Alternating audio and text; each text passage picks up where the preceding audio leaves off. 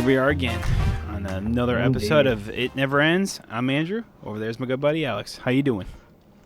Pretty damn good. How you doing, my guy? I be doing pretty good. It's been quite a while. We took a break for 2 or 3 weeks. It's 2 weeks technically. Okay. So, got a good bit to talk about. I know you have a bunch of stuff as well, so. Let's just jump right into it. You want to start with let's start with the Valve stuff, because I actually don't know what that is. Yeah, so Valve got... this is a whole rigmarole. This is a couple weeks ago, I think I heard about this, is that Valve is getting sued for like $90 million or something like that, which is an insane amount of money. What the fuck for? Mainly for basically saying that they overcharge gamers and that they are the only PC marketplace, basically. And I'm like... That literally makes zero sense. Yeah, exactly. It's like, they're like, well, it's like you can't buy DLC unless you have the game or something like that. And I'm just sitting here going just like... Obviously, yeah. What? Yeah, I'm not going to buy a DLC for a game I don't own. What? Okay. I don't know. Literally no sense. It's a legitimately ridiculous lawsuit that Valve was not worried about. No one and everyone just kind of clowned on for like a couple weeks. And I see, what was this? As a couple days ago, got thrown out. Oh wow, That's yeah, beautiful. like a week ago, it got thrown out. So I'm like, that was okay. So it lasted about a week. I don't know what the thought process was with. I don't really know exactly like what, or like who really brought this forward or anything like that. I mean, my immediate assumption is that it was an Epic thing. Like, it got brought up by one of their employees, because I've heard they haven't been doing too well lately. Don't have the exact numbers on that, but that's just something I heard about recently. But there are plenty of PC marketplaces people can go to, other than Steam. There's Epic, obviously. There's GOG. Yep. So I don't understand that at all. I don't know. It's just like they were like, oh yeah, it's like overcharging people. I'm like, you could look on any console or PC place or whatever, and it's like you're gonna find the exact same price for every game or whatever else or whatever, because it's not Valve that sets the price. It's the publishers. It's like whatever they set the price for. That's what Valve sets it for. I feel like Valve usually also gets some of the best like sales that happen, right? Isn't that a whole big meme with Valve? I mean, pretty much like it's like the number one place for like games because no one else does it as good as Valve, pretty much, or whatever. And I don't know. And I just go, well, yeah, because no one tries. Realistically, the only one that's tried over the past like few years is Epic. I mean, we have more and more people trying every day. Oh my gosh, I'm getting my ass handed to me right now. Just not like, I don't know. It's just like not succeeding, I guess, is really what it comes down to. Well, Valve had a huge head start, and they're just Yes. so super well optimized. So it's going to take a while for any like market to, any competitor to really cause like a big disruption in the market. Yeah, that's true as well. So I don't know. It is silly. It was just silly.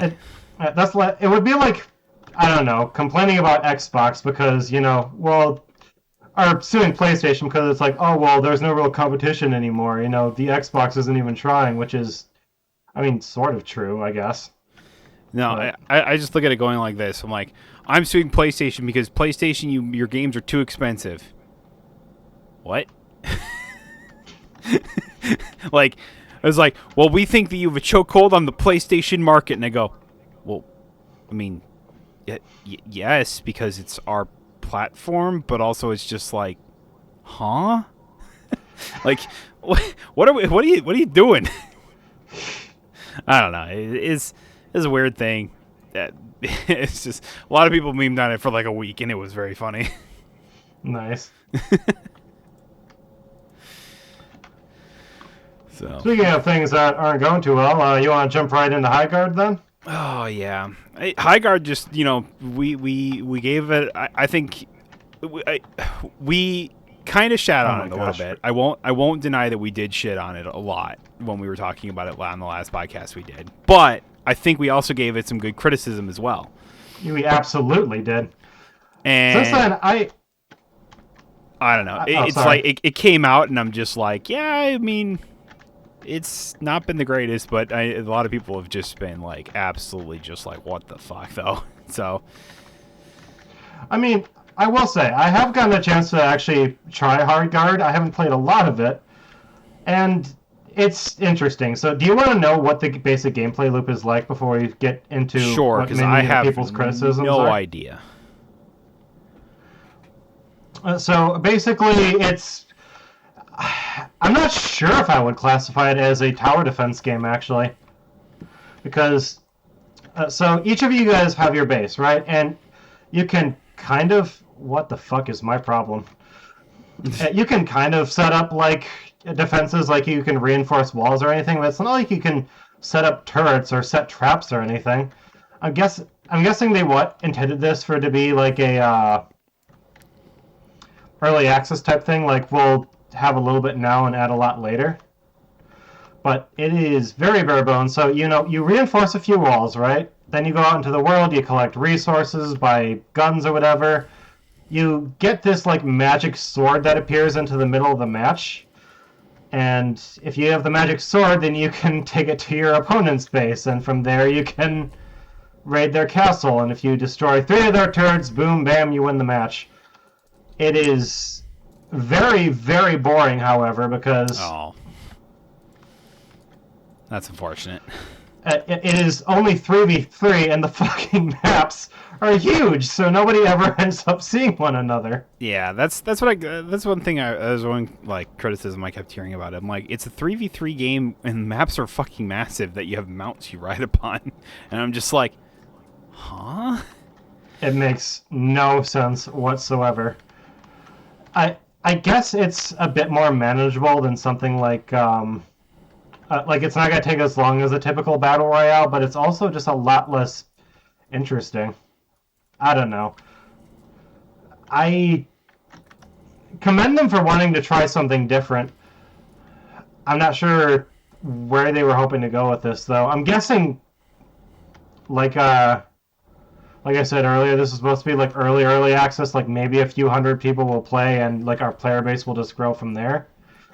The problem is, okay, I kind of want to throw some shit at Geoff Knightley right now because I think he really fucked this game over more than the developers ever could. Well, I think it was kind of a two-way street. I think it was It like was. Keeley obviously put. I don't know if he put it as last game or that's what they paid for He type did. thing. No, this is the whole controversy. So they weren't even planning on being at the Game Awards at all. It's like, Okay. yeah, we don't really have the money for that. But apparently Geoff liked the game so much, he was like, you have to bring it to the Game Awards. They were like, okay, fine, we're not gonna turn down a free advertisement at the Game Awards. Like, what the fuck would we even be doing at that point? But not only did they also were not informed that they were going to be getting like the one last thing. Apparently, at least according to the devs, as soon as they saw that, they were just universally like, "Oh no," Yeah. because they just knew this game was not ready for that sort of thing. But So were they really just gonna like just shadow drop this game entirely and then just like? it wouldn't be a shadow drop. Like they were going to do a little advertising for I mean, it. They just I'd didn't. have to assume. Yeah, they just didn't expect what happened to happen. Yeah, I mean, okay, yeah, that's fair. As like Yeah. knowing more of the context, I'm like, yes, I understand that. It's like, yeah, okay, so yeah, I'm gonna blame that a lot on Geoff then. So I was like, okay, I get you want to help him out, but maybe don't put it as the last thing potentially. I don't know. I also like it where he was just like, "Oh, hey, this is a game I really, really like. Let's have it at my awards show." But Highguard is very much a game that feels like it needed like another at least like 6 months. Yeah, It that's what I'm kind of feeling like too. its gameplay loop needed refining a lot. I feel like the addition of like AI bots, like kind of what they had in Titanfall, would have helped a lot. Because then the map would have at least felt a bit less empty, and there would be more stuff to do during like that big mid section. Mm-hmm. But yeah, so Highguard is not doing too well, as No. you people listening can probably heard. It's got mostly negative on Steam right now. Yeah. Damn. Yeah. I feel for them though. I really do. I mean, yeah. Like, also, you were kind of hoping to be like, oh, a little bit of like advertising here or there, nothing crazy and stuff like that, and hopefully, probably like I don't know. Maybe then they felt like they're like, oh, we can't like push the game back, even though we feel like we might need to or whatever. Mm-hmm. I don't know. We'll see how it grows. Yeah. Because if it does well with its roadmap that it put out or whatever, maybe they have it'll be able to survive. They have a lot of content planned for it, and to their credit, they're not doing what Concord and a lot of these multiplayer games do. There's no barrier to entry. You can just log in and play anytime. Though, first impressions like these are everything, and if they getting this wrong is not going to help them out at all in the long run. Yeah, it's going to be rough. Long road ahead for the Highguard developers. Well, the thing is, though, is we have seen a game like that have poor first impressions and then survive. No Man's Sky exists and is still very popular to this day. To be fair, No Man's Sky is a single-player game, though. I understand that, but I'm just saying it's not like it's impossible for a game to not survive its first impression. That is very true. Final Fantasy 14 did the same. I mean, it shut down for a year to redo everything, but That I actually didn't know. I knew that they improved everything. I didn't know it shut down for a year. Yeah, they I remember it first came out, and then it was just like everything was rough. Nobody liked the bare bones or whatever. So they basically just said they shut it down. They refunded anyone back their money that for the original game that they bought or whatever. And then a year later, it came back out as Final Fantasy 14: A Realm Reborn. That's awesome. That's why it's called that. So, and then it's just like, now Final Fantasy 14 is what it is today. So, it's not impossible, just difficult. In terms of like even worse multiplayer games surviving the test of time, fucking look at Fallout 76. How that thing survived. Because they realized that the initial vision of Fallout 76 was not the greatest, and making just a sandbox was not the greatest. So let's just throw in some stuff or whatever for them to actually do and make a somewhat cohesive story, I guess. I don't know, something like, at least something for people to do, basically. And then look at that. Everyone came crawling. Also, the Fallout TV series got everyone in Fallout mode, I guess. I think it got kind of a boost before the series came out. But it did. Yeah. But at the same time, it's like, my God, that first impression for Fallout 76 was the worst. Not good. Could not possibly have been any worse. Yeah. It's like I said. I think I said it when they announced 76 or whatever. I was like, I see what they were trying to do, but they went with the laziest, dumbest way of doing that. I don't know. Yeah. That was just my impression of it.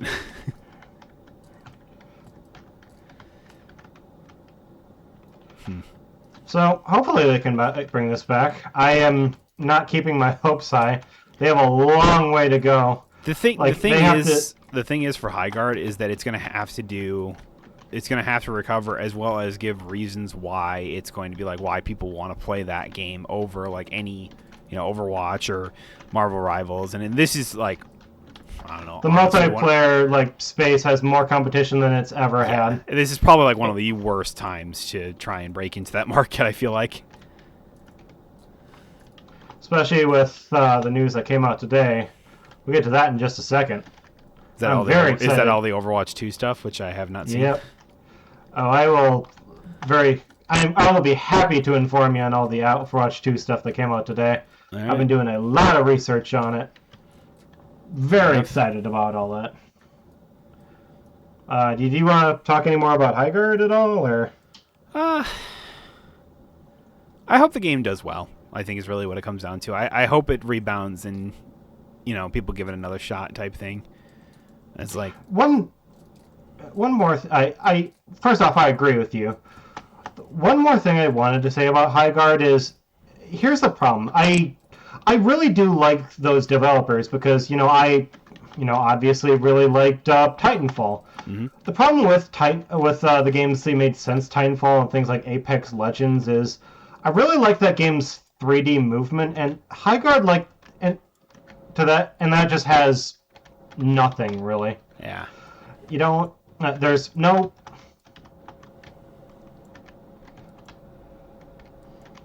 Man, Genji players, fuck you. Anyway, there's nothing really that's felt like that from them, and Highguard is very much a symptom of that too, where I feel it's like just a very basic shooter, and people who go into quick play and queue as Orisa, I hope you people die a horrible death. People like you deserve the worst. Who are you gonna play in this hero shooter where you can be anything? You can be a little guard. I'm gonna be man with gun. That's super creative. I'm sorry, what was I saying? Oh yeah. There's just not a lot unique about Highguard that, Yeah. aside from its initial gameplay loop, that I would see bringing people to it. But I do hope it does find its audience. I personally don't think I'm going to be that game's audience, though. No. Yeah. But- I wasn't it before, and I don't think I will be going forward. But I'm hoping it does. Crazier things have happened. Yeah. So we'll see. We'll see if it does. But yeah. I think it's the last thing I wanted to say about Highguard, though. Cool. So you want to talk about the big Overwatch stuff that came out today? Yeah, let's do it. I have no idea what this is. Overwatch 2 is no longer Overwatch 2. It is just Overwatch again. Overwatch is back, baby. A few things, though. I think they feel like they heard the criticisms where it's like, well, Marvel Rivals has more characters now with Deadpool. Overwatch 2 never gets any new characters, so they were like, okay, bet. And they're releasing 10 over the course of this next year. In February, they're going to, what is it, the 4th? In 6 days exactly, they're dropping 5 new heroes all on the same day. Jesus. 2 new healers, 2 new damage-type characters, and 1 new tank. Those characters are... let me see, I had them saved here. Jetpack Cat, Anran, Mizuki, Empray, and Domina. And obviously, everybody's most excited about the Jetpack Cat, myself included. But because it is a cat with a fucking jetpack. Well, of course. Aside from that, they announced their next big collaboration is with Hello Kitty. And Is Hello Kitty going to be riding on the jetpack? Unfortunately, no. Damn it. No new skins for the cat have been announced yet. Son of a bitch. It's mainly typical characters, like Kiriko's getting a skin, Diva's getting a skin. All the characters that always get skins are getting new skins, where the characters that never get skins are continuing to be ignored. Wow, who would have guessed that? Our tank quit? You fucking bitch. We won last round, you fucking stupid cow. What are you doing leaving now? Whoa.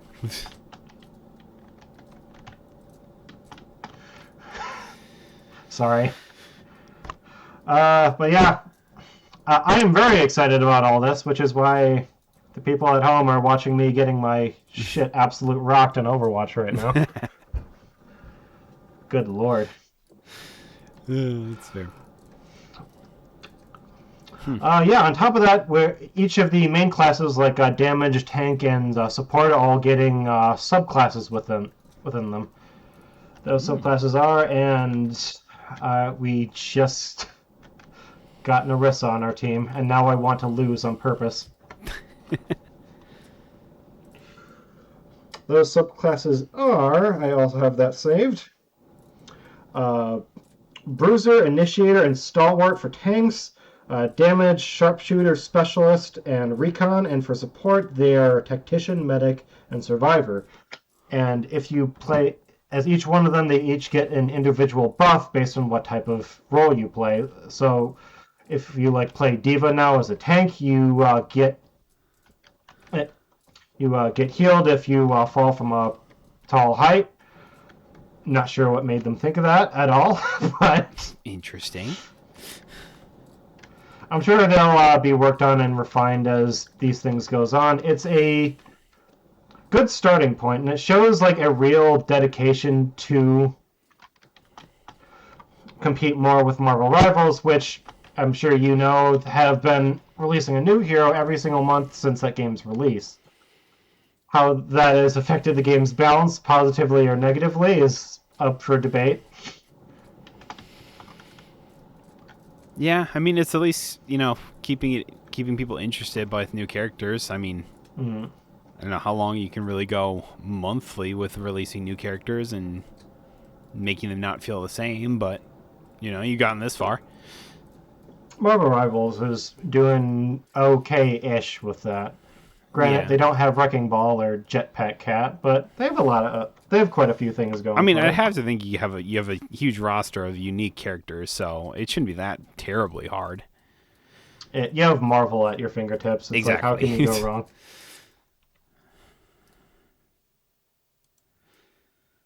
But yeah, what else do we have on the BlizzCon is coming back. We got some new maps, a big new event coming for Overwatch. It's 10 years old already. God damn. Overwatch is 10 years old? I mean, yeah, Yeah, first game released in 2016. I know. I don't like feeling old. That's my problem. I mean, Alex, it's 30th anniversary for Pokemon as well as like Persona this year, so I also didn't need to know that. we're old. It's not fair, man. Just accept it. The easier, the quicker you accept it, the more just it'll feel normal. No, I don't like that. Man, it's moments like these that I was like, oh yeah, I was like, Magic's been a thing since like 90, what is it, 93? Like, I watched a few like old Funhouse videos recently, and I was just thinking, what do you mean that this is 14 years old? What do you mean? yeah, I feel like I just watched these yesterday. yeah, yeah. I know that Uh, feel. yeah, so what do you think? Is Overwatch officially back, or I mean, is I would say it's finally. I was like, it's doing things it probably should have done a while ago, but hey, definitely better late this is than never, right? this is definitely a response to Marvel Rivals is fucking cooking us right now. Overwatch is setting a good example for what happens when there's actual competition Competition. in a genre. So hey, people that fucking sued Valve, uh, they have competition right now, and as that competition gets better, maybe. Well, bad example. Valve really doesn't need to get better. They're doing No. just fine. They're kind of the leader of it. If anything, like Epic Games or whoever like needs to step up their game a little bit more. Oh my gosh, people I'm playing with suck absolute dick. What am I playing League of Legends right now? You're going 3-10 as a Reaper, you absolute nobody. Woo! Favorite. Oh man. Yeah, I mean, I would say it's definitely inching its way. It's inching its way back to being on top, but it's like, but you still have like your Marvel stands that are just gonna go, nah, Marvel Rivals is better, and I go, okay, whatever. Well, Whatever you want to play is whatever you want to play, bro. Marvel Rivals still has a lot going for it. Oh, absolutely. It's like they still have like Jeff the Landshark, but how can you compete with fucking Jetpack Cat? Dude, the gameplay for the cat that I saw is the funniest freaking thing of all time. So, literally, the alt for the cat, right, is basically he hooks everybody on the enemy team with a jetpack, and he just drags them off the end of the map, and they all die. All right. That It's won't be like infuriating to play against. No, You know what? At the same time, if Marvel Rivals can do it, so can Overwatch. That's true. Fuck it, the damage that Marvel Rivals has done to Spider-Man's reputation. I don't think I can ever forgive them for. Uh, Spider-Man. Oh yeah, isn't he that guy that?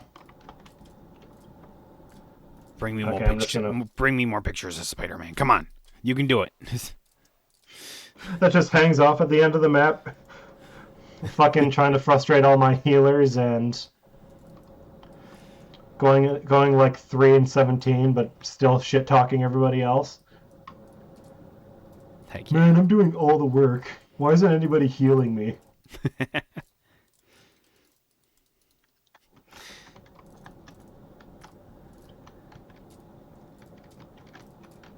The classic. Yeah. I have no idea what I'm talking about right now. I'm sorry. You good? Oh man. Yeah, cool announcements. The announcements themselves did not go well. I'm not sure if you heard at all, but an hour before the stream started, IGN accidentally posted their article early, so everybody knew Oh, what everything that was going to happen. that's fun. Literally an hour before the event itself started. I Yeah, I'm always just just gonna I hang back. We're always just find doomed. it funny that they're like, oh yeah, we dropped it 2. We're no longer Overwatch 2. We're back to just being Overwatch.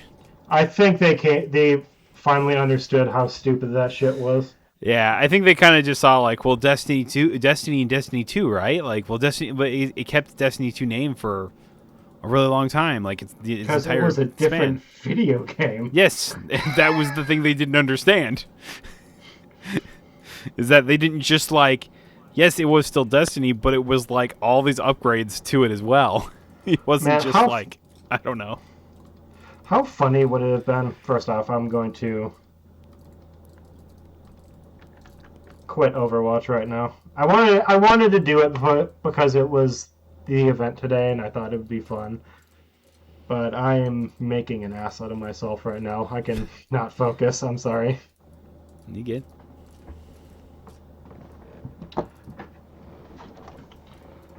But how funny would it have been if they had said, "We're going to change the name of Overwatch 1, Overwatch 2, I mean," and instead of going back to Overwatch, just Overwatch, they said, "Instead, now we're going to call it Overwatch 3 since we're making so many changes." Exactly. We're making so many changes, so you know what?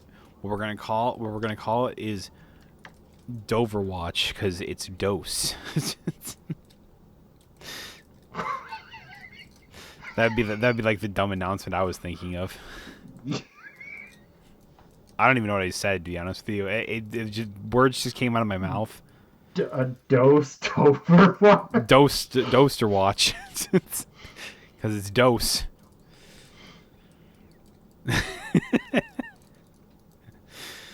What a great idea that was. What a great idea I had there. Anyway, moving on. Anyway, so, hey, since we have a cat in Overwatch, can we get a Dungeon Crawler Carl collab now? Now we need to So I get a can dog. play We need to as get a dog in there now. a dog. Yeah, we gotta have a dog hero now. We already have a hamster and a cat. Yeah, that's what I'm What saying. would Now a you gotta dog? have. Now you gotta complete it. You gotta go like dog and like I don't know what like a fish. Do we gotta go? Well, Like well, Blue Game is we kind gotta of a get Jeff the fish. land shark.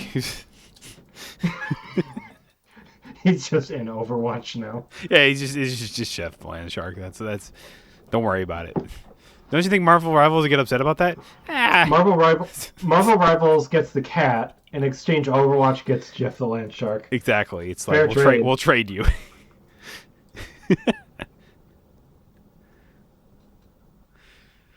Dude, I'm so excited to play the fucking cat. My God, that cat is so funny. Honestly, I checking out the gameplay for all the new characters. They all look like meticulously designed. I'm personally, as someone who's forced to play tank 90% of the time, also really excited to play the tank. Got a whole brand new muscle mommy to play with. Nice. Don't. microanalyze that sentence at all, please. Don't at all. Nope, absolutely not.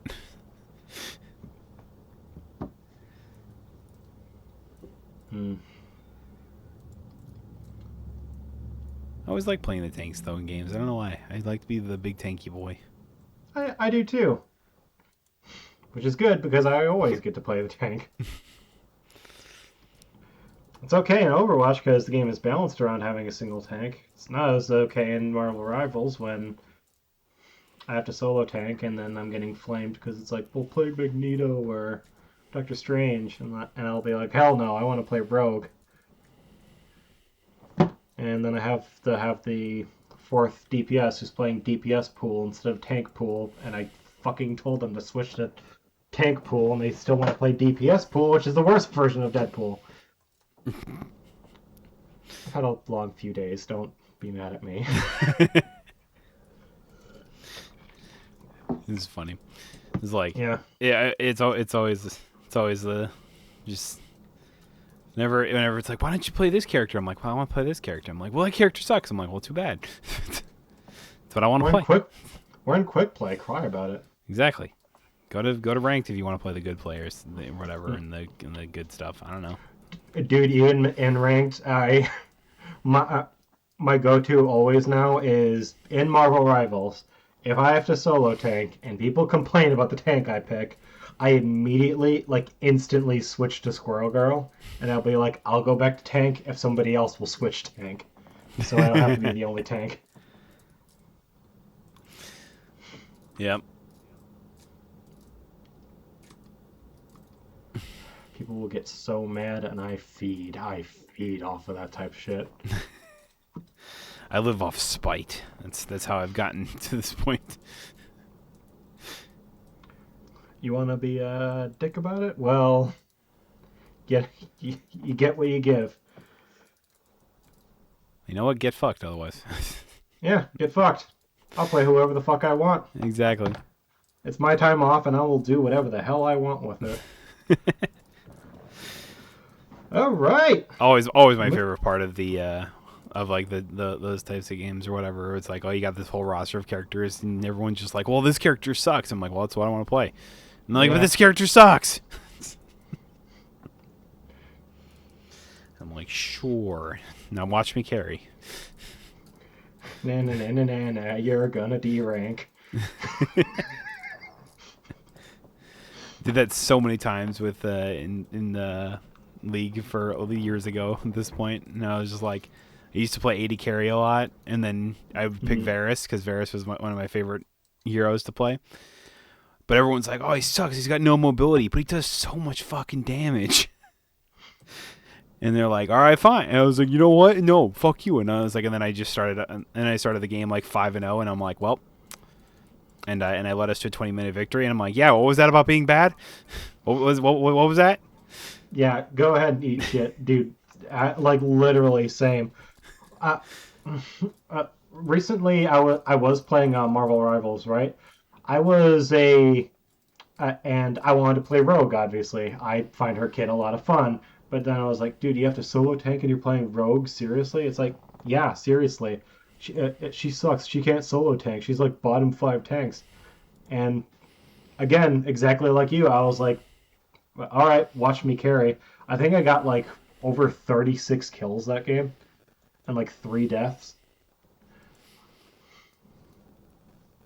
Yeah.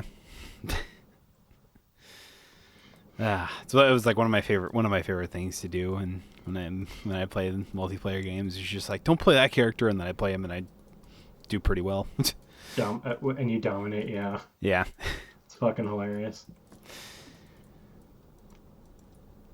Especially just in, basic games. I'm like, yeah, whatever. I mean, yeah, again, like, especially if it's unranked. Like, just like fun, quick play or whatever. Who gives a fuck type thing? What you're playing or whatever type thing. As long as you're having fun, that's all that matters. And they get all butthurt over like, oh, you suck, or the character you're playing isn't meta. It's like, nobody gives a shit. You're in quick play. If you wanna If you want to be super sweaty, go over to ranked. My Mm. God. Let's please. All right. You want to talk about some of the new movies that came out, or do you want to talk about Oh yeah. OpenAI or Ubisoft getting canceled?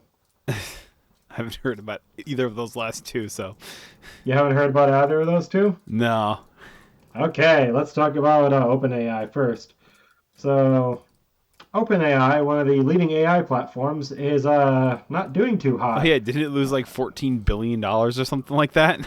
They lost $14 billion, and as of their last earnings report, I think both Microsoft and Nvidia are pulling out of OpenAI. Jesus. Shocker, the product nobody wanted, nobody wants, so now they're losing all their investment. What? No, everyone loves AI. They love it. Clearly. Dude, if Microsoft does not make this money back, like, whoever is in charge over there is going to be pissed. Because they sunk so much money. They sunk a lot of money in that. They fucked themselves over hard. Like every other just, aspect of their business just a little suffered bit. like massively.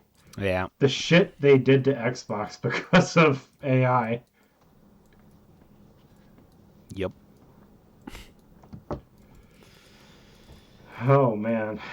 And it makes me happy. It does. It makes my heart happy. I feel like a lot of people are, pretty happy to watch the decline of AI, basically. Mm. Myself Speaking included. on that, going back to what we were talking about earlier with hero shooters, uh, Marvel Rivals actually said that we're going to completely take AI out of our business model. Uh, I think previously they were using them to generate like some backgrounds for their events, and they were like, "Yeah, we heard people weren't too happy about that, so we're just going to scrub all of that. We're not using AI at all anymore." Smart. I mean that is the move to do. Like if you're a game developer or whatever, and like I don't know, you really have to pick and choose your battles when it comes to AI, right? It's just like some of it Mm-hmm. can be helpful and that won't cost some game developers or anything like that or whatever. It's like the more stuff that's helpful to you rather than like just like creates it There, all for you. there are tools that can help Yes. developers like that, and especially there are certain areas like I think we discussed this in like medical research where AI is a lot more capable of spotting like dormant cancer cells in the person's body, so they can Mm. stop like cancer from resurfacing, or they can detect things like breast cancer or colon cancer a lot earlier now because of AI. All that is well and good. I think the big thing that people have a problem with is like Gen AI. Yeah, the generative AI. Yep. Mm. Yeah, anything that just like takes the creative process like out of the real person's hands, it's like tends to be a not good spot, which is fair. I would feel the same way. Mm. So Did you hear the other controversy that Twitter's AI is coming under recently nope, with Grok? nope. Oh boy, that's a Can't say I've fun heard one. that one. I think that one. I think they had to shut Grok down for a little while because of it, or they had to do like a massive overhaul because of the Gen AI stuff that Grok did. So basically, Elon came out and said, "Okay, now on on Twitter, you can use Grok AI to modify any image that you pop up. So just go to the image and go down to the comments section and type and at your Grok AI and tell them what you want to do with the image." What do you think people did with that? Not a lot of good things. They would go to mainly women's Twitter profiles, Yup. and every time they would post a new picture, they would type things like "at Grok, put her in a bikini," Yup. "at Grok, take her clothes off" or whatever. And obviously, they did not. There were a lot of women that did not appreciate that, what made it especially egregious, and the reason I think Twitter ultimately ended up shutting it down, was not because of that actually, but because a lot of the girls who were suffering because of that were underage. Awesome. So, don't you just hate the internet and everybody on it? Wow, I would have never guessed that that would have gone out of, would have gotten out of control the instant it existed. Anybody. I feel like anybody could have told them this No is a shit. horrible idea. It's like, well, no, they're gonna turn. All they're gonna do is turn that like blue sky into a pink sky. They're gonna make this look like Studio Ghibli AI style. Yeah, totally. Anybody could have. Anybody could have told them. Literally anybody would have Literally learned to anybody. tell them. That is not gonna fucking happen. The people on the internet are all perverts and gooners. They're absolutely gonna use this to undress people. Yep. I'm not aware of any legal, like actual legal trouble they got in because of that. I have to imagine there must have been something that happened there, but Had to have. I good mean, lord. I can't think of it not, basically. Uh, here's our little light of sunshine to the last couple of Doomer episodes we had recently, where we mainly talked about the end of the world. Sorry about that, by the way. It happens. It happens, you know. Uh, it's beautiful. It is a beautiful thing to see, though. On top of that, everyone's favorite gaming company, Ubisoft, is having some troubles right now. What else is new? They shut. I fucking know, right? Ubisoft recently has canceled another 6 video games that were in production, Oh, that all? including the Prince of Persia: Sands of Time remake, which how hasn't that been in the development for like 3, 4, 5 years now? Like, how is Certainly that feels not like done it. in like 2? That feels like the easiest remake of all time. Oh, absolutely. I say they're doing this as a part of Ubisoft's strategy to focus on higher quality, more profitable games and improve its financial position. I feel like they've said that like 7 different times at this point. Oh, absolutely. It's like we're downsizing and canceling a bunch of projects so we can really focus on like the big money makers and stuff like that. It's like, what the fuck is that supposed to mean? What do you mean? So it's like, are you guys just like only going to be a Far Cry and fucking Rainbow Six Siege, Assassin's Creed studio? That's certainly what it feels like. Mm-hmm. I want to know what some of these canceled projects were. Like, were they going to make, I don't know, Star Wars Outlaws 2 or something? I mean, Did at this point, it's like you said, it's like, do you expect them to make any other games beyond like their big hitters at this point? Like, I don't. no, which is kind of sad. I liked some of Ubisoft's But also, it's like, how are you going to stay in creativity. business like that? Like, with all the major studios that you have, it's like, Just focusing on Assassin's Creed and Far Cry. I think they can. If they're gonna have to downsize a lot if that's all they want to do. yeah, But that's what I'm thinking. I'm like, it's gonna. I, I mean, yeah, it's a move. It certainly is a move. which means more layoffs. Yay! Woo! Our favorite. Not actually.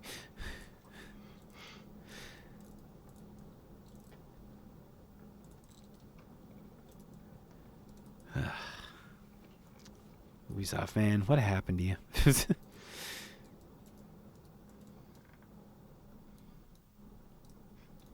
I don't know.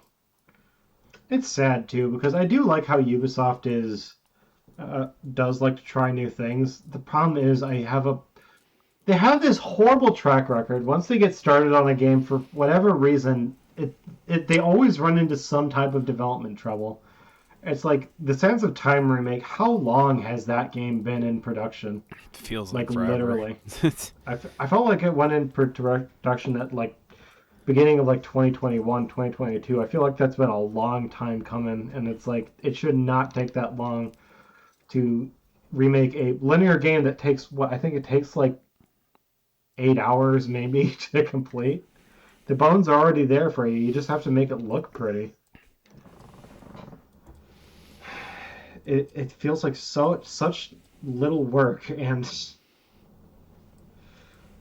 I don't mean to phrase it like that, but you know what I'm getting at. Yeah. And then there was how long did Skull and Bones take I mean, that had to have taken like 10 years, right?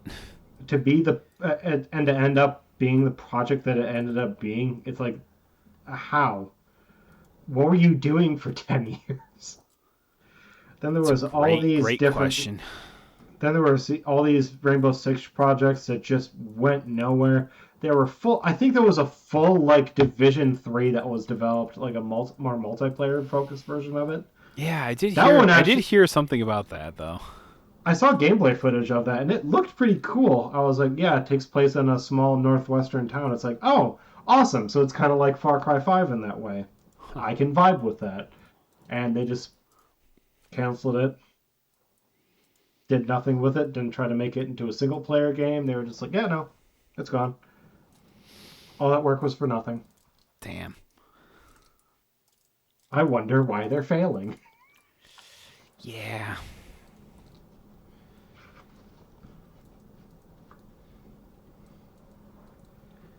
To my extreme disappointment, Obsidian also said they're not doing too hot recently. Despite making in my opinion, an amazing game with Outer Worlds 2. The game did not meet sales expectations, nor did Avowed. So I heard they're going to have to downsize pretty soon here. They're going to be focusing on Grounded, and I hear they're working on a whole new first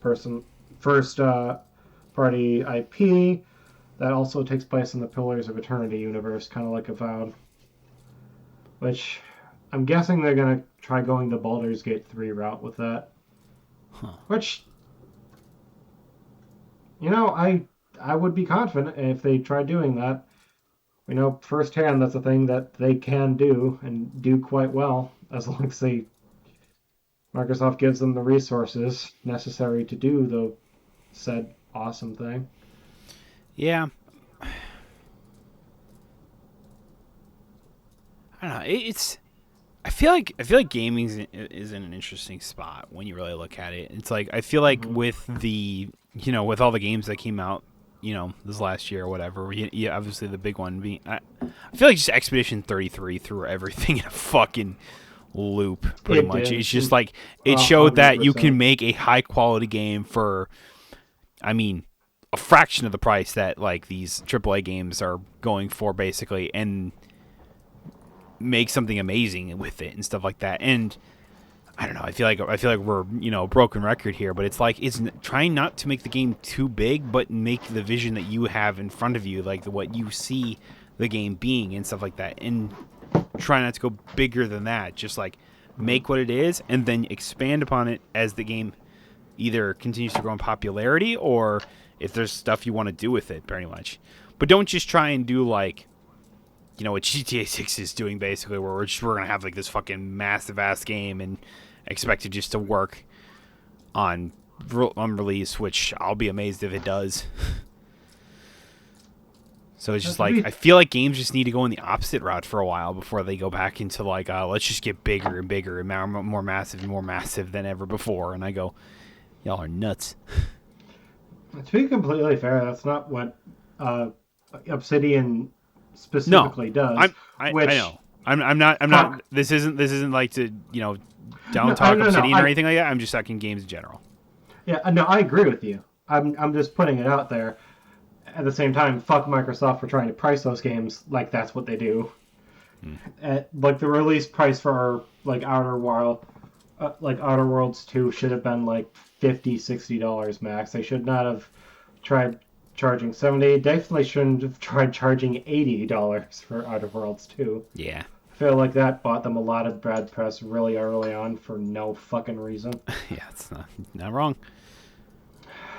Also, I do not know what they were thinking releasing Obsidian by themselves releasing 3 games in 1 year. Let's like spread that shit out at least a little bit. Yeah, not everyone is like um, what is it? Insomniac or whatever, where you just like release like 4 different games in a year. At least that's what it feels like. Well, also that's just a bad business strategy. I know like it's not sustainable. No, I mean my hopes are high for them. I still love that studio, and I hope they get to keep making cool shit. It's just not what I wanted to hear because I really loved Outer Worlds 2. Yeah. Didn't I hear another thing recently about another gaming studio doing super shitty? Oh, well, I'm sure I'll think of it later.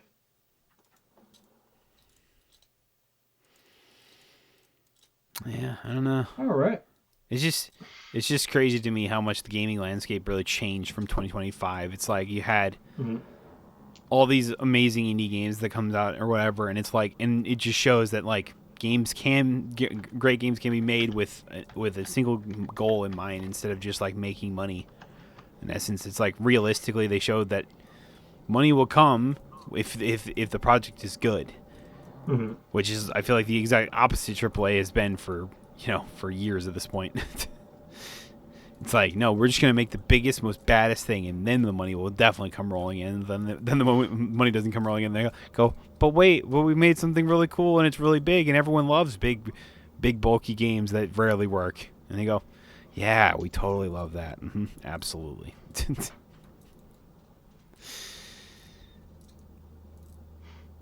I just want something cool that a lot of really passionate people really poured their hearts into. Exactly. No, here's what I was thinking of. There was a Xbox Developer Direct recently. They announced Forza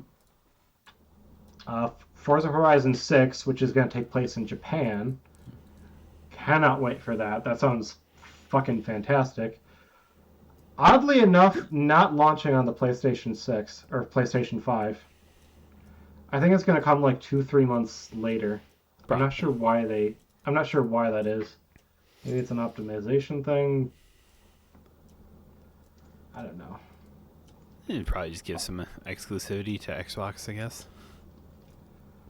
Sure. Sure. Also, we finally got gameplay for Fable. I think that's launching this year, isn't it? It's true. Pretty sure. We did get that. I don't know about the releasing this year, but I remember seeing that a while ago, and I just like, I don't know, never really been a. If you weren't into Fable before, this game I never really been into Fable, so I wasn't really that excited for it. Me, I fucking love Fable, and god damn, this game looks gorgeous. Nice. Frame rate seems a bit jittery, though that could just be my computer or YouTube compression. I don't know. Yeah. I was going to ask you if this is going to turn you into a Fable player. I guess I have the answer to that now. Not really, no.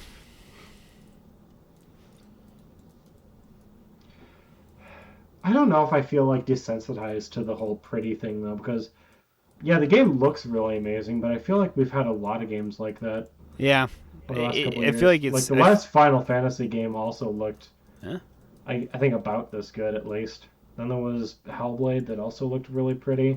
Well, at some point, you get to the point where it's just like, this is what the game looks like, basically, and this is what a lot of games look like, and you see you're going just like, and you see you're going just like, okay. I don't know, Sure. maybe it's because we play a lot of indie games as well, but it's just like, I don't know, for me specifically, I like the art style of games more than I like it looks like real life, and stuff like that, and I go, I don't know, man, I don't know. It's just boring to me at that point. It's like, who gives a fuck? We've had this good discussion on this podcast a few times now, Yeah. but the whole pretty graphics kind of thing, I think kind of ran out. It's just Like, like I feel like people finally gave up on the whole thing. Well, not really gave up is the word is, but like it's not the selling point anymore. It's like it, when technology was really coming up like 10 years ago or whatever, and mm, like, it was cutting edge graphics or whatever, and it's like, and it was just like, oh, it was really cool to see something, look super realistic and stuff like that. And then it was just like, and it was a selling point. In 2026, it's just not a selling point anymore. It's just like that's just either should be how the game looks, mhm. or especially when it comes to AAA, or you need to have a cool art style that sets you apart from another game to really make it stand out. I think like beginning of this generation is really when a lot of this, like, oh, graphics pretty means good game type of shit's really started to go I away. would argue that was probably like mid PS4, like Xbox One era. Okay, yeah, I can see I that was like, too. I think that with I think it was kind of just like Last of Us or Last of Us 2, I think is where I really like, I was really just like, yeah. I was like, the game just, it looks good. It's a good Mm. thing. But at the same point, I'm sitting here going just like, I don't know. It's just not the thing that makes it anymore. I don't know. It's hard to have your selling point be like game pretty when every game's pretty. Yeah. So it's just like, how can you, I don't know. There's a point where it's like, oh, look at the pretty lights, where it's like, okay, sure, is the gameplay is the gameplay gonna be good? What's the story gonna be like? Yeah. It's always like, What when it comes to games, or when it always comes to games, it's like, for me, it's like, how does the gameplay loop feel? Like, how does that feel? Is the story interesting, or, you know, is the it just graphics matter generally for fun to play? the graphics matter for the first 5 minutes that you begin Yeah. playing a game, and then you just forget about them completely. Yeah. You just like, this is just the look of the game now. You know? I forget where I heard that quote from, but it is like literally so true. Yeah. Absolutely. You're right. Pretty quickly after playing the game, I am just immediately desensitized to like, oh man, this environment looks so good, or Yeah. eh. Very very rarely I feel like does it come down to it where it's just like, oh man, this looks like gorgeous, and you could say that like, I don't know, a couple, like 50 hours into the game or something like that, and you just go, man, this somehow just looks even better still. Mm-hmm. Not a lot of games that do that.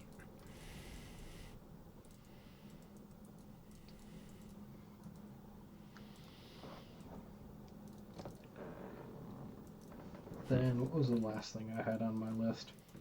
Did we talk about? We already talked about the Steam Machine price leaked, right? We did, yes.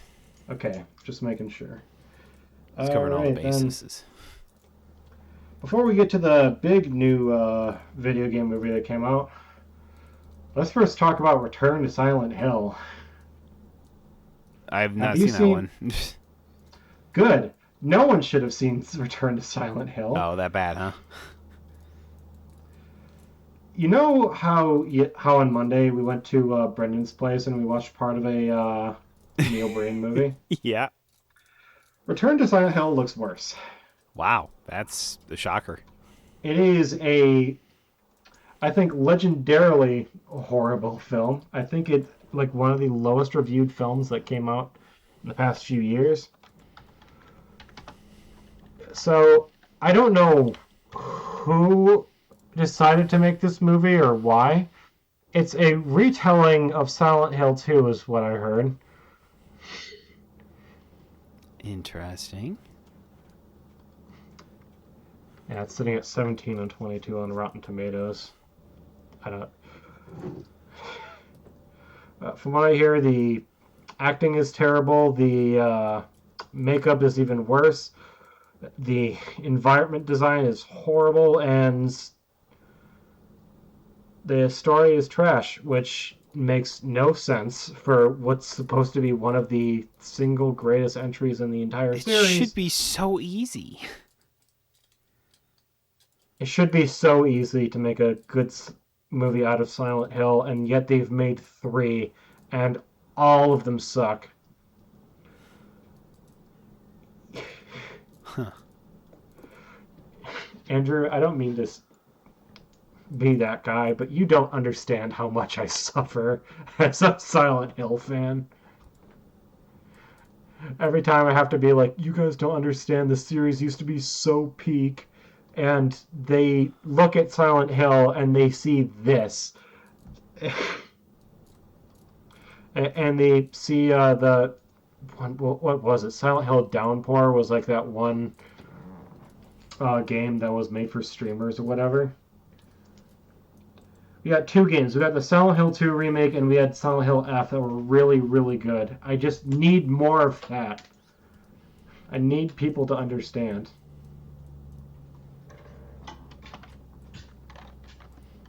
Yeah, I don't know.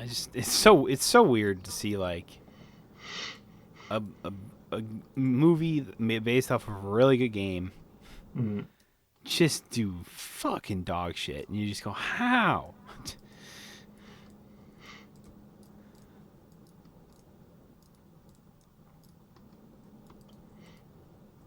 Oh yeah, here's the Also, picture. so Konami is just trying everything in their effort just to make Silent Hill just like really like stick it to them. They're just like, yeah, it took us a while, but we finally got there, right? No, Konami just sucks. It's true. Konami is literally the worst. We were talking all sorts of shit about Ubisoft earlier. Konami is the worst. Not wrong.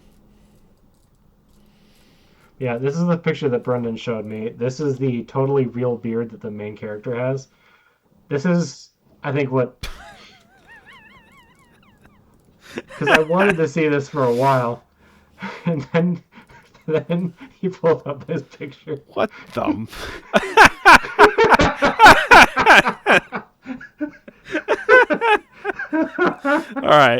All right. That's pretty funny. That's pretty fucking funny.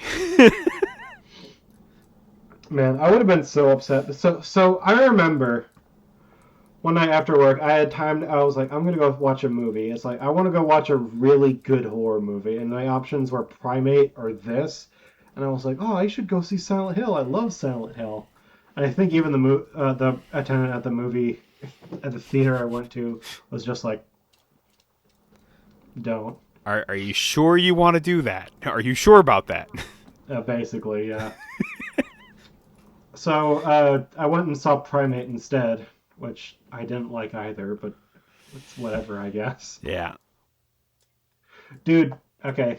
We'll move on to the one that people care about here soon, but Yeah. I kind of want to rant about Primate for just a second. Yeah, you go for it, bud. So all the posters made it look like really dark and sulky. It's like, oh, it's a chimp that goes insane. And that made me really excited because I think one of the main incidents that this movie was based off was that one lady who had a pet chimp, and she, I think she gave it medication at like the wrong time, and it made the chimp hallucinate, and he ended up ripping her face off, and police had to come shoot the chimp in the face. I know I just dropped a lot of stuff on you, but you keep listening, right? I feel like I zoned out of that midway through, and I came back, and I was just like, "What?" Yeah, something. Monkey rips off a lady's face, and Hollywood wants to make a movie based off of it. Like, It's I can't cool. wait to watch that back and see my eyes glaze over for a second, because that's exactly what happened. So in this movie, the whole thing is like the family's pet chimp. They live in California or Hawaii. Who gives a shit? It was this big high tech mansion. That way, the audience for sure can't connect to any of the characters there. And the whole thing is, oh, the monkey got bit by a wild animal and he has rabies, right? What does an animal do when it gets rabies, dude? It just goes berserk, basically. Yeah, it just right? goes fucking crazy. What it did to this monkey is it gave the monkey nothing but malicious intent. He wasn't going insane. He was just evil. Like, I remember this one scene where it did the whole, like, girls in the car. It's like, oh my god, I need to get out of here. Where are the keys? Where are the keys? And the chimp, no joke, goes up to the window and jingles the keys in front of the window. It's a monkey doing this. That's not what a monkey on rabies would be doing. Oh, Jesus. And then he gets out his little talking tablet and he's just pushing making an evil face like, die, die. It's such a stupid fucking movie.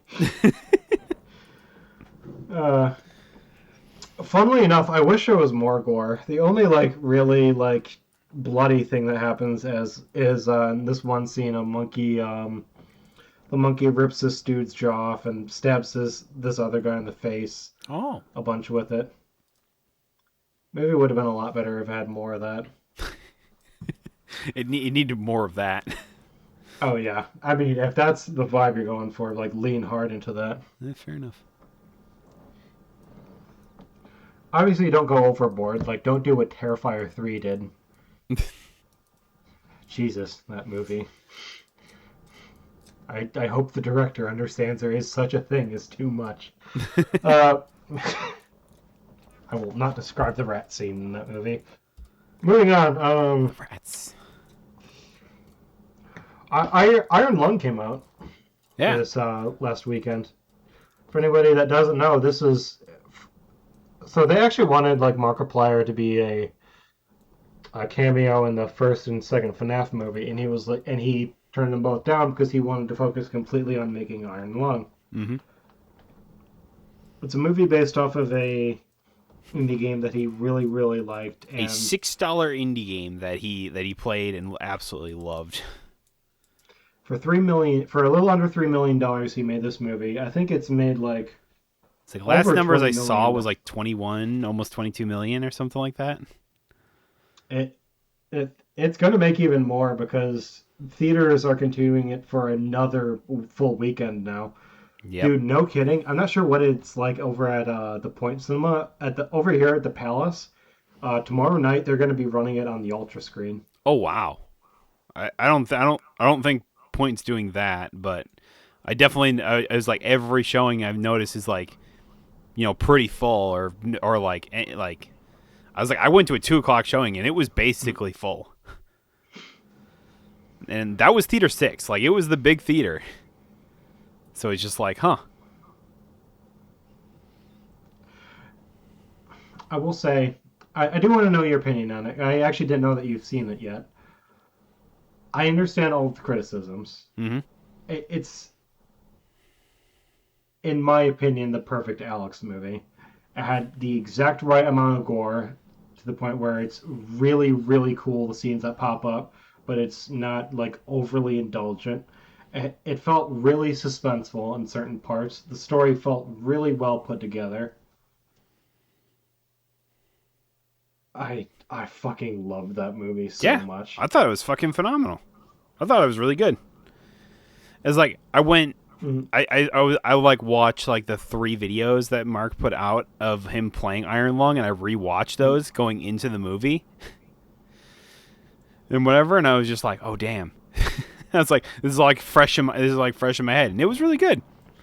I like the kind of story he built around it using the lore of the game or whatever with the station and Eden and stuff like that, and why is the computer there or whatever type thing, and kind of give stakes to the character.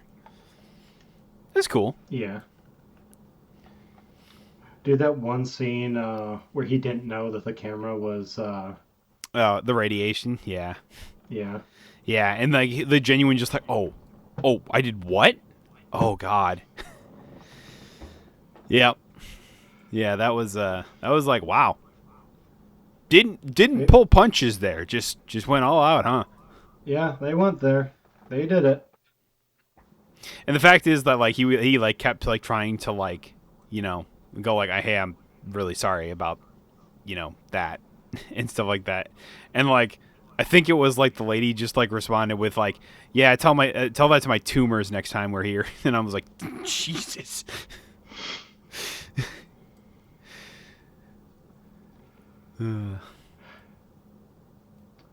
It's crazy though. It's and Markiplier, since that movie has come out, has given so many like tearful thank yous. He was like, I didn't expect this to make money. This was only supposed to premiere in like 50 theaters, and Yeah, now I was it's like, in wasn't it over. like only supposed to be in like a few theaters, and then all of a sudden it's like in thousands? I think it's over 5,000 now. The movie also premiered at least domestically, number one in its weekend box office, which I want so. Suddenly just disappeared from the charts at some point. Yeah. And interesting Uh, about that. oh yeah, dude, Hollywood's pissed Oh, because they're like all these fucking production fuming. but all these production companies being like, you need this big Hollywood budget. You need to go through one of us if you want to make anything that makes money or worthwhile. And here comes Markiplier, completely self-funded, self-developed, and self-produced, and it's beating everybody. Everybody. It's not like it's not even close sometimes too. It's just like I don't know. And then it's like I oftentimes have to ask myself is like, would this movie have done nearly as good if it didn't have Mark? Probably not, just because I feel like it wouldn't have the notoriety and people really wouldn't know what it is. But I mean, you're using the assets that you have for you, and the fact is that a big name like Mark did get so interested into the game that he made the movie. Like shit, I don't know. I mean, if we're being completely honest, if the movie still had like a production budget that low, and while I think it still would have made money, not as much. It probably No, wouldn't have done nearly as well. yeah, People consume like the shittiest shit when it comes to horror movies, though. It's like Primate made money, and Primate sucks. I'd have to assume that some people would read the premise of like the Iron Lung movie if they didn't know what it was and think that would be Enough interesting. enough people would have Enough been people would have done interested. that. At the same time, though, yeah, Mark did boost this movie. It was a really good movie, though. Yeah, I really enjoyed it. I gave it like I think like a solid like 7.5 or 8 out of 10. Honestly, Hmm. it's like the story was good. The creeps were there, even though it was kind of more of a thriller than it was like a horror at times. Yeah. But it was Hmm. just like it also like scratched that like itch that I was like I always like about these types of games, and I think it really did justice for the game of Iron Lung as well, just because it's like it's supposed to unsettle you. It's supposed to be like kind of just like you are literally stuck inside this thing and you're not Hmm. leaving, like at all. For being his first movie, I thought he did phenomenally too. Yeah, I really hope this encourages him to make more movies. I think he did come out and say that he doesn't know if he's going to make any more. I want him to. I really hope if this the is like right his get sort of out moment for him. project, if like the right, not so much project, but if like the right sort of, I don't know what's the best way to describe that, like inspiration kind of comes forth, I could see him doing another one. But it's just like I think he was just Mhm. so enamored by Iron Lung that he was just like I just got to do this. Like I have this vision in my head. I need to go do this. Like I have the money, Mhm. I have the means, I have the fame and popularity. Let's just go fucking do it.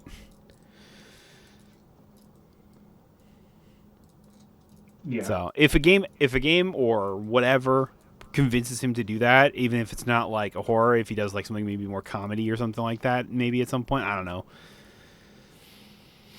You know, Iron Lung, I think, in my opinion, joins Expedition 33 of really shaking the status quo mm-hmm. in ways that I really appreciate because it shows the power of independent creators with a lot of passion, what they're really capable of and what they can do. Mm-hmm. Like for Expedition 33, it shows. It's like it has a small team. It really doesn't have that big of a budget, Mm-hmm. yet they made something amazing with it. They made And like a Markiplier. genre-defying game basically, and depending on how the next like few years go, could be the game of the decade. uh, and with Markiplier, like obviously it's not that as No, explosive, but I think this shows a lot of people, not just in Hollywood, but all over the world, like the power and ability of a lot of like these smaller creators that just have a cool idea and want to go out and make something cool. It's a Like, it's a shakeup of an idea, basically. Like you kind of said, it's like Hollywood always wanted to say it's like, oh, you got to go through us to make a halfway decent film. It's like you said earlier, but it's just like it's a shakeup of a thing that it really kind of needed a shakeup. Like movies needed this, I feel like, to kind of open the door, and whether more people try and go through that door, or what goes forward with it from here, I don't know.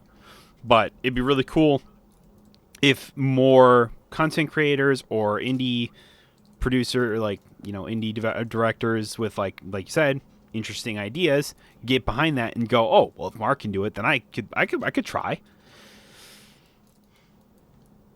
it really will encourage a lot of people to really put themselves out there more, and I really like that, and I appreciate that. Yeah, we'll see what happens, but I do hope there are student like other movies like this, like kind of like that, like of similar to this. hmm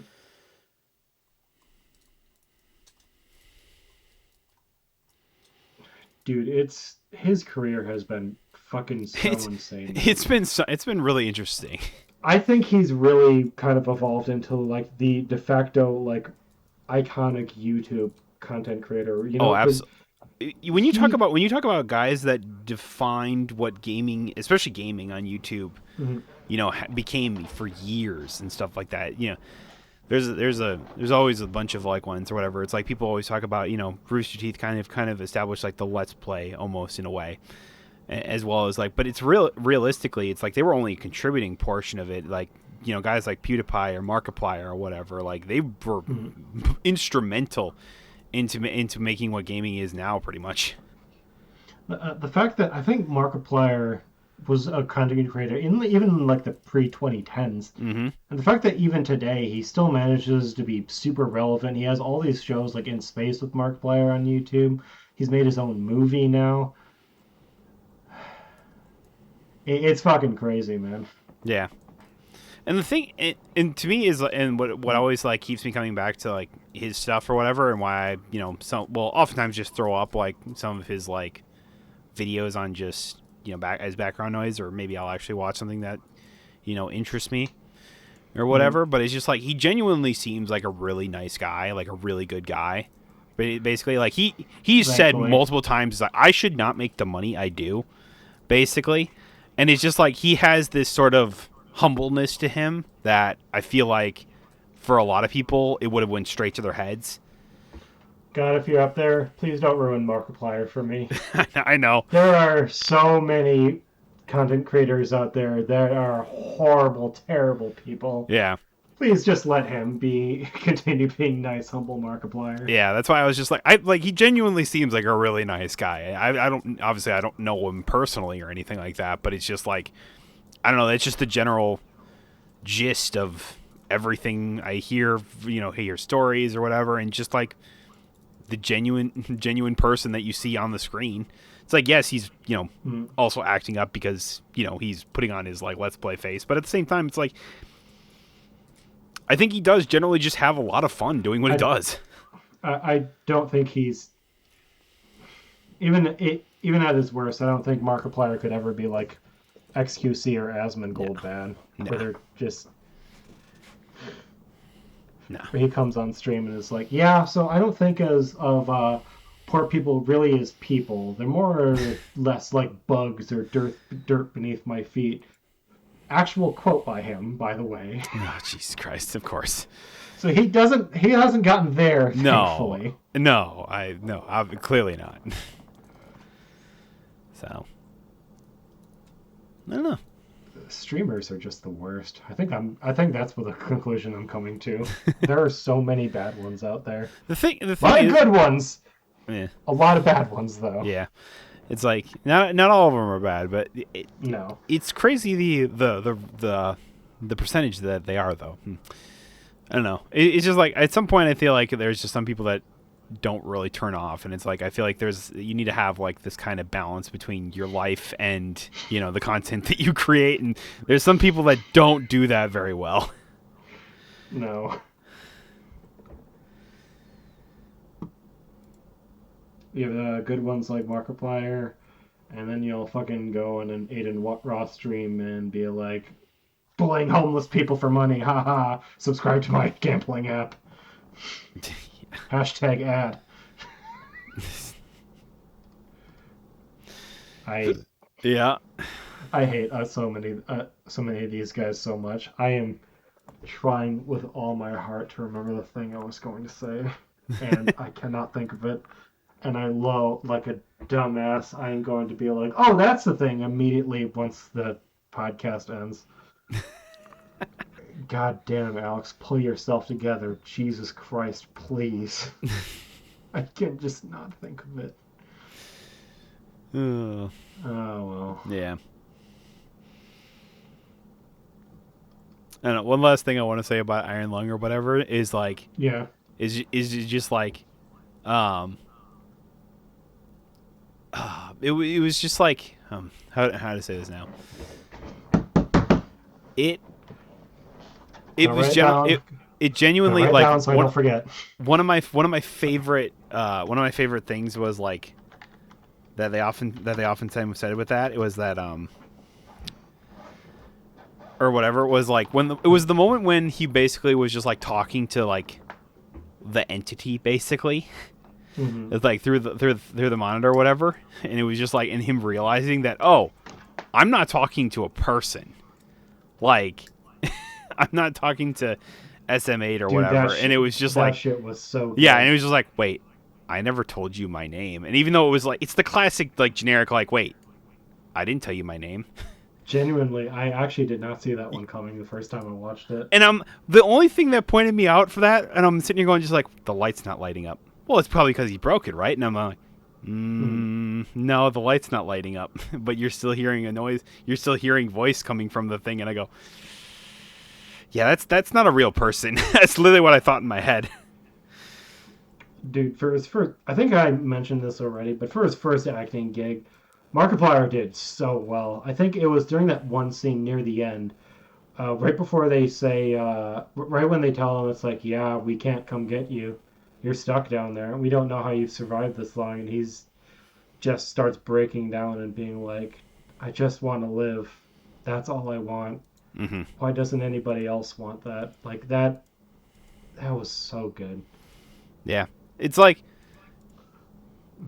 I don't know. It's just like, I get that, like, you know, oftentimes like anger or, you know, sadness or whatever is the easiest like to kind of do or whatever. But it's like, you still gotta like send it, right? Like you still gotta like some people like kind of hold it back because you're not really sure how mad you need to be or, you know, or whatever. But it's like Mark just full sends it, and I think he does a phenomenal job about doing it because it's like there's genuine just like anger, frustration, like why is this happening to me? Like why can't I just get out of here? Why can't I just go home? Yes. You know, like genuinely, it's just like wow,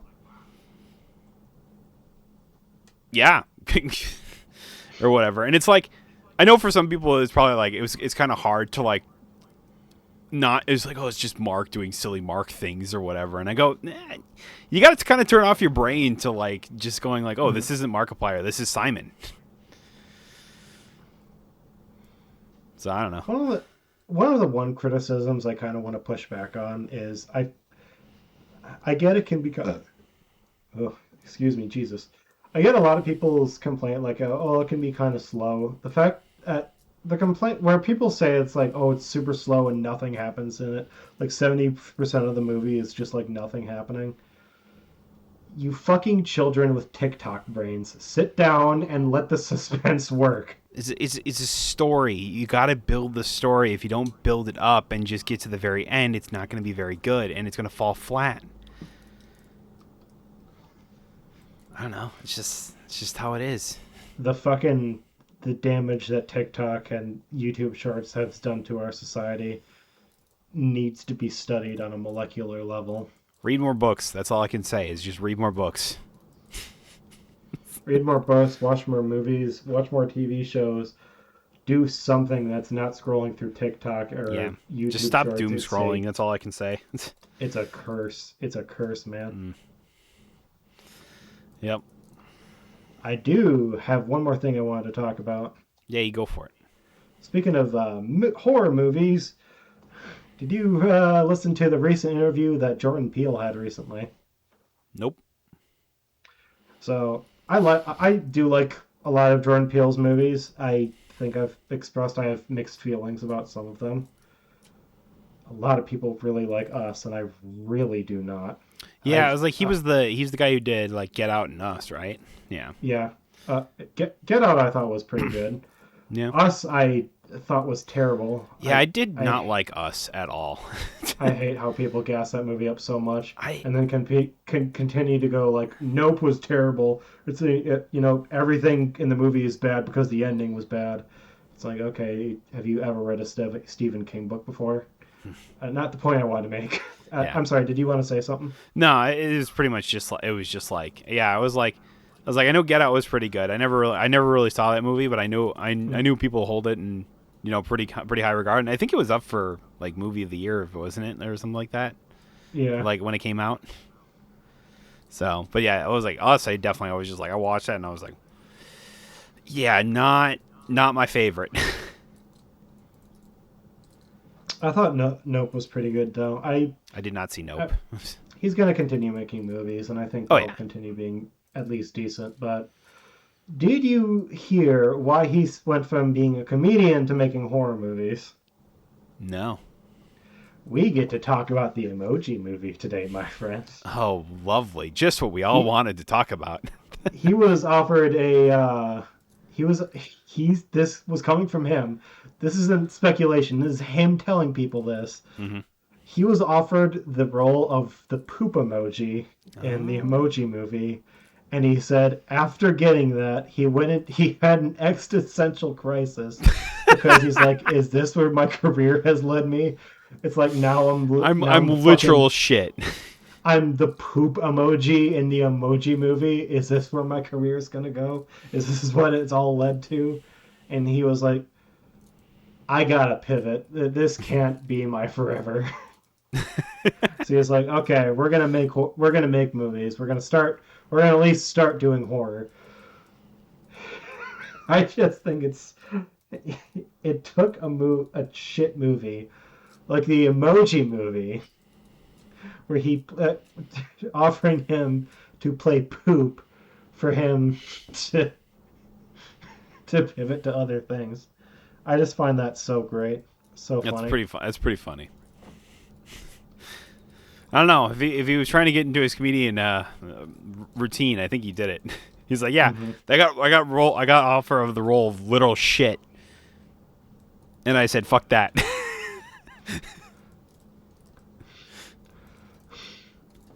I looked at everything, all the decisions I've made, all leading to this moment, It's just like and I was just like, nah, legitimately, nah. that's a stand up comedy Mm. like bit right there. It's like, yeah, I was like I did acting for a little bit type thing, and I got cast in, like, I'm sure you all know the movie The Emoji Movie and stuff like that. Oh yeah, absolutely phenomenal film and everything like that. Yeah, I got offered you'll never guess what role I got. The shit one, not like the bad one. No, the literal pile of poo, like one. That was gonna be me. And I said to myself, nah, I think I'll just stick up here and talk to you all you bozos. I don't know. And that's my stand-up comedy bit. Hey! Similarly, I wonder if Hugh Grant is gonna start directing his own movies because of what happened in could Wonka recently. could you just see like a bunch of just like comedians just shift into making horror films? Well, You just Hugh start Grant seeing that as isn't a even a trend. Hugh Grant isn't even a comedian. I I know. don't understand why. It's like I think he enjoyed doing the Paddington movies, which made this one so. It's like he was offered the role of being an Oompa Loompa in Wonka, which I heard was a good movie, but like he was offered that role and he was like, hell no. And then he was like, my agent was like, you need money. Fucking fine, I'll be an Oompa Loompa. And he said, Fine. even before the movie has come out, everyone asked him, so what was it like? Did you enjoy being an Oompa Loompa? And he was like, fuck no. Fuck no, it sucked. Being an Oompa Loompa made me want to kill myself. Oh man.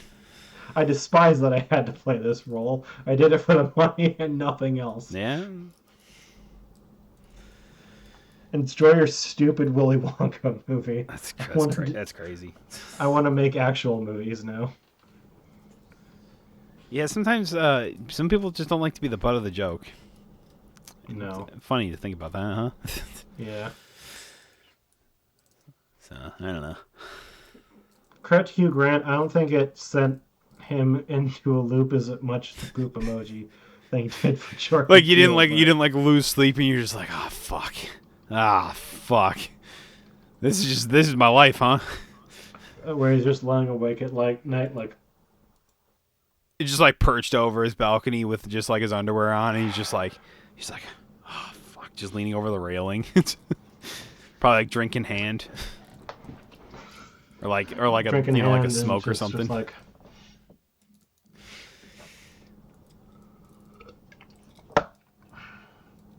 Fuck. Yep, absolutely, 100%.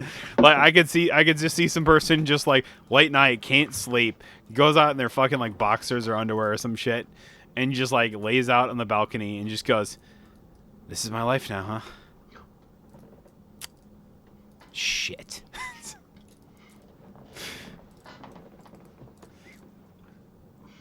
Oh, what's that? You're a construction worker that needs to work 60 hours a week in order to provide for your family. That's cool.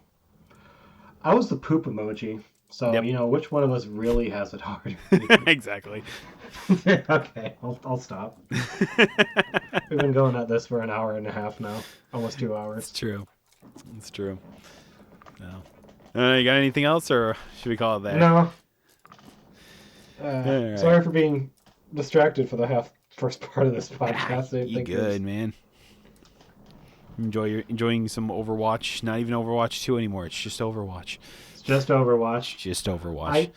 I thought I could make it work, and I evidently could not. I'm sorry. Do you think Overwatch is just like, man, I remember the good old days. I remember the days of Overwatch. Not Overwatch 2. Fuck that bullshit. I just want Overwatch back. And you know what? And Blizzard's just like, you know what, bud? I got you. Fucking shitty streaming platform. Did you even save any of that footage? They did. Okay, thank God. Alrighty. Well, thank y'all Yep. so much for listening and or watching to this episode of Whatever It Never this Ends. was, yeah. Yeah. a lot of crazy bet and stuff like that. So As always, I'm James Charles, and he's Philip DeFranco, and this stream has been sponsored by Dollar Shave Club. If only, right? Yeah. Anyway, so be sure to subscribe to the podcast and the YouTubes. Any other links that we have below? Tell people, leave a review. We all talk about all sorts of stuff. It's very fun for us every week, and it'd be even more fun if you joined us. It's true. If you're listening on Spotify, I think in the next couple weeks, I want to try and do. I don't know if this will be a solo thing or myself, but I want to go. One of the things I always loved to do when I was in high school is I was in a web development class where I literally made like a website where it was just like breaking down all 30 clubs of the MLB, like a little preview almost of the season. I almost want to try and do that, but in podcast form and just talking about it mainly. Okay. Or whatever. Like so that could be interesting. That might have to be just my own separate, like an own separate thing rather than the thing. But fair enough. I was like, now that all like the big moves have kind of been made in free agency, I feel like there's a good look at what the season's going to look like. So I don't know. I'll think about it. Well, be sure to follow the podcast for more news and all that. And again, if you're listening on Spotify, be sure to give us a good little rating. It always helps us out. Thanks for listening or watching. Have a good rest of your night. Bye-bye. Bye-bye.